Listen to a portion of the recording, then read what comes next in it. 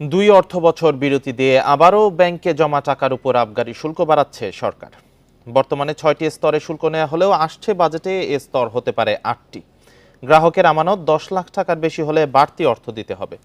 বিশ্লেষকরা বলছেন, এভাবে শুল্ক বাড়ানো হলে ব্যাংকে আমানত রাখতে নিরুৎসাহিত হবেন গ্রাহকেরা। নগদে ৫০০ টাকা বা তার বেশি পেমেন্টে পেতে পারেন ঢাকায় জমিসহ ২০ কোটি টাকার পুরস্কার। ২০২০-২১ অর্থ বছরে ব্যাংকে থাকা টাকার উপর আবগারি শুল্কের পরিমাণ বাড়ানো হয়। বছরে কোনো ব্যাংক হিসাবে আমানতের পরিমাণ ১ লাখ টাকার বেশি হলে আবগারি শুল্ক দিতে হয়।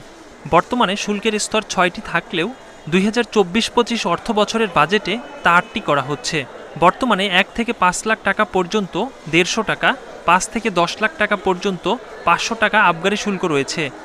১০ লাখ থেকে ১ কোটি টাকা পর্যন্ত গচ্ছিত অর্থে ৩,০০০ টাকা আবগারি শুল্ক কেটে নেয় এনবিআর। এটি ভেঙে